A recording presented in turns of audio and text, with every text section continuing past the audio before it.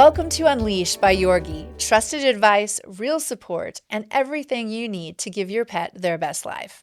I'm your host, Elizabeth de Moraes, and each show we bring you expert insights, tips, and real-world advice to help you and your pet thrive together. Today, we're exploring one of the most exciting trends in the pet world, technology.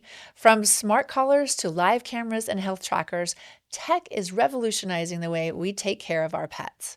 And Yorgi is right at the center, helping pet parents track and enhance their furry friends' health.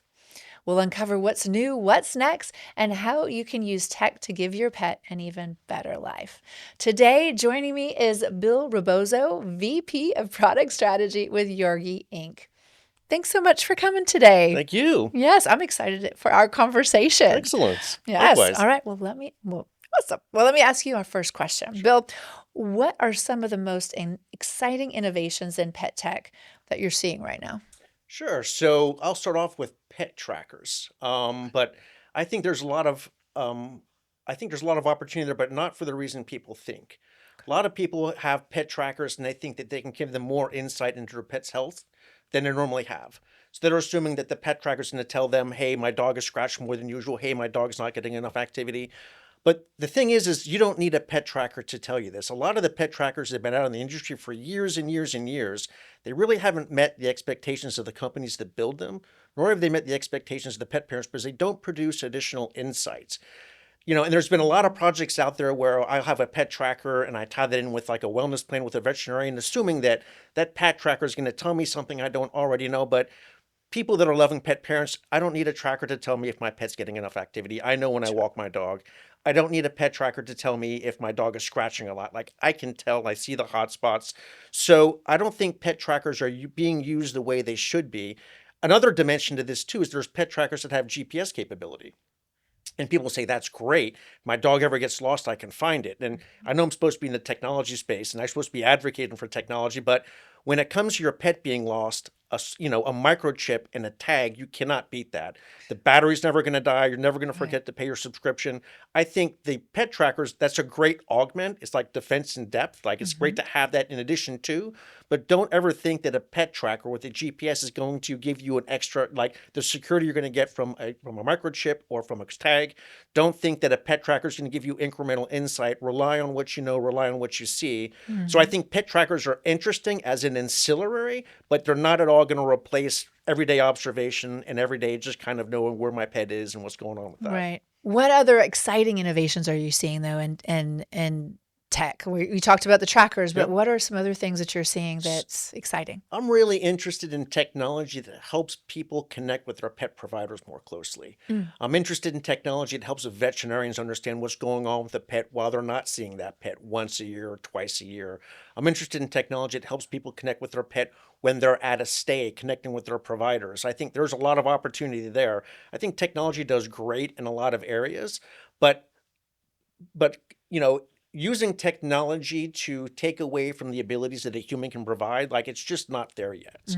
But I do believe there's some things like the litter boxes that will go ahead and analyze, when your cat does some business in a litter box, it analyzes the chemical compounds and lets you know there's might be problems to look into. Like, I think that type of technology is brilliant. But I think a lot of times technology is overused and not used in the correct way. I think in the veterinary space, I think ideally what's going to happen is they're going to be using AI to triage certain issues, to be able to look at X-rays and take lab results and help the veterinarian provide quicker and more, more proactive kind of remedies, but never to replace the veterinarian, but to kind of help them run their business. I love that, and I love the idea of AI because it's going to explode how we really can see what's happening. It's crazy. And yeah, it is crazy.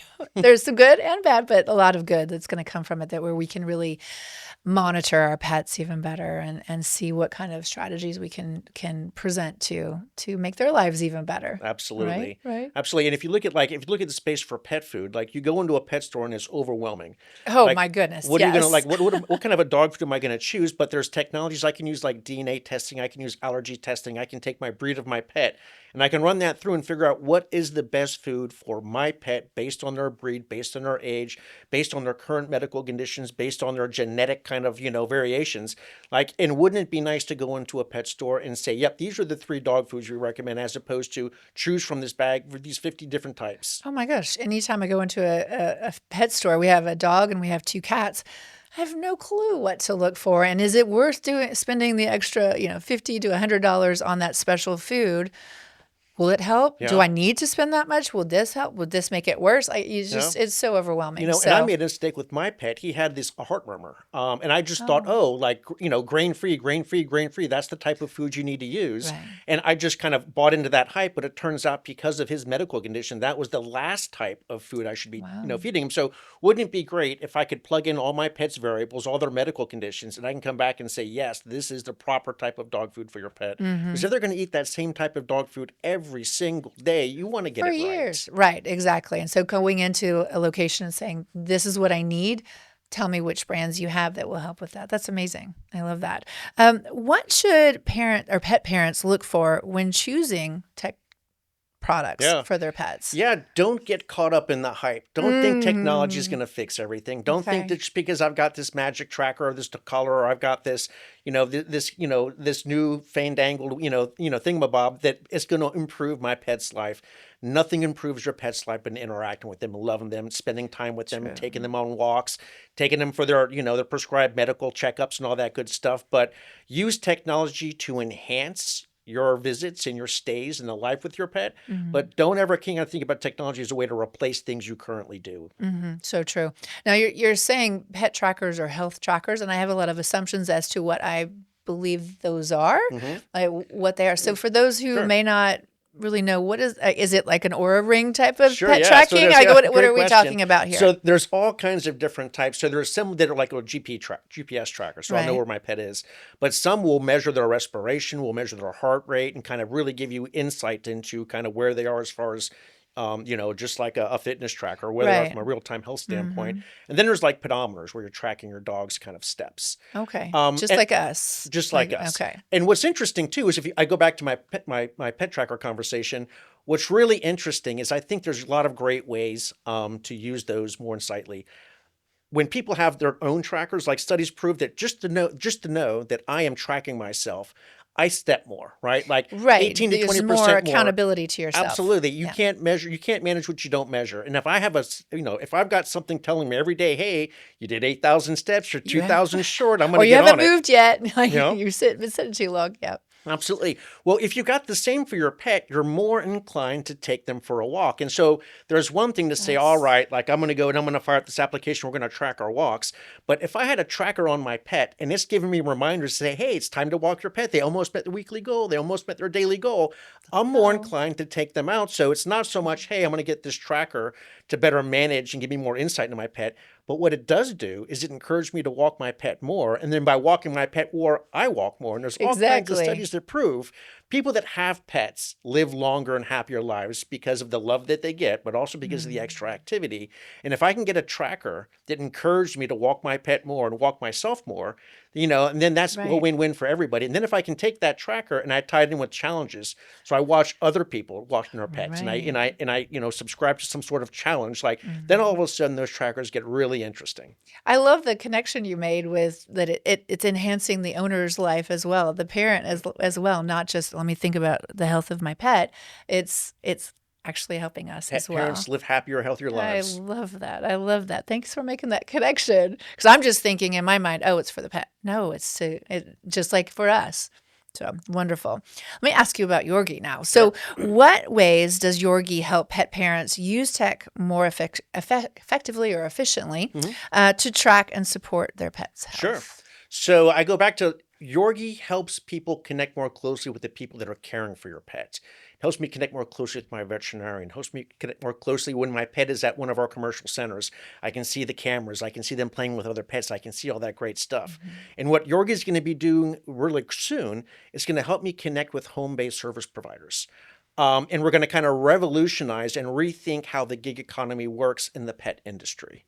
Okay. And so tell me a little bit about what will differentiate. Sure. So if you can tell, if you can say it yet. Absolutely. So if you think about the gig economy, my pet isn't a pizza. When I order a pizza from True. a company, like I don't care who delivers it. When I order a ride from somewhere, I don't care so much about my driver, right? Like it's an anonymous person, and I'm unlikely to see them again.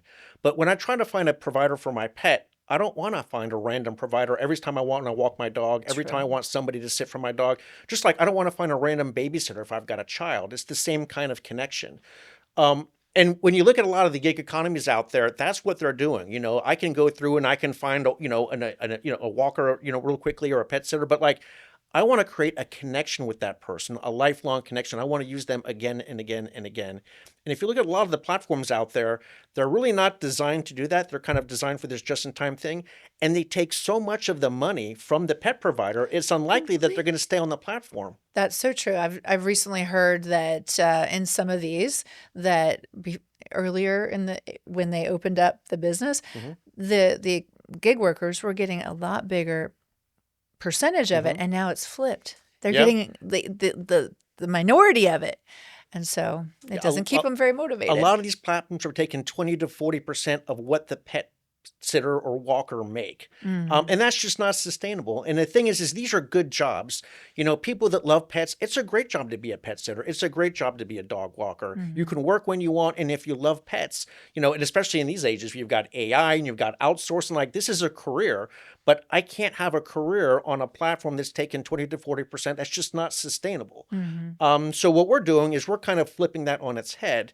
And we're not so much of a gig platform in the sense that we're going to take a giant chunk, but we're building a software platform to help you more seamlessly connect with your customers and maintain them for life. We're creating a software platform to help you run your business. As a gig worker. Exactly. You're Hmm. not a gig worker on our platform. We are a software platform to help you run your business as a walker or a sitter or somebody Amazing. kind of in the home-based pet industry. Right. Amazing. So it's not just a one and done type of thing. It's really helping the builder, the business owner in a sense, grow their business. Absolutely. It takes the best of the kind of the concept of a gig marketplace where we do all the vetting, we do criminal background checks, we do all the reviews, we make sure we provide the plumbing to make sure the payments go through and it's easy to schedule. We provide a web presence. We have a digital platform and we optimize for SEO so you can find new customers. But at the end of that, like that software platform is designed to help you, the sitter or the walker, run your business. Awesome. It's a turnkey business then. Absolutely. Sounds Yep. It's like. software in a box. Yep. Love it. Love it. Well, in closing, let me ask you one more question. Where do you see pet tech evolving in the next 5 years, and how can pet parents prepare for that? Yep, that's a great question. I think a lot of the things I talked about, they're almost there. If you look at the state of the pen industry and technology, like it really has kind of been slow to adopt software relative to other industries, but it's just coming into its own. Mhm. I think this thing with this new gig economy concept, I think that's going to be a thing. I think these pet trackers are going to be more and more, common out there as people use them to kind of, get more activity with their pet to see, to create challenges. I think a lot of the AI is going to be used to help the veterinarians do their job in a more efficient manner. I think like the cat litter things and the DNA testing and the allergy testing to help you decide a pet food. Like I think these are almost there, but I think in the next 5 years we're really going to see these things kind of move over that hump, and we're really going to see an opportunity for technology to really help our pets out.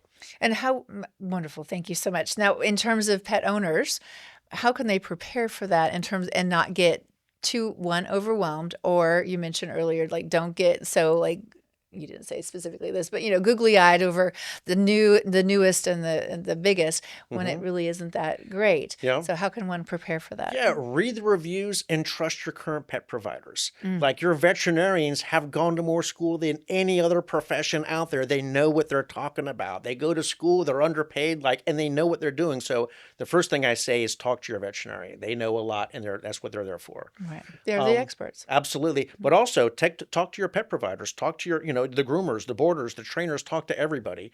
And they're going to give you really good insight into, what's good, what's not, and what's quite there yet. Right. Because they understand what's really happening there. Wonderful. Well, in closing, do you have anything else you'd like to add or conclude with? No, I think it's an exciting time for pets and technology. I think a lot of It things really are is. coming to bear.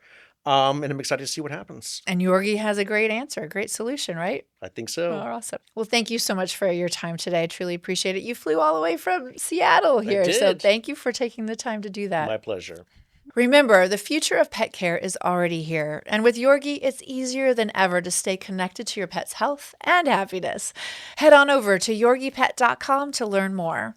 For more tips and insights on giving your pet the best life possible, make sure to subscribe, follow the show, leave a review, and share this episode with a fellow pet lover. Until next time, stay unleashed with Yorgi.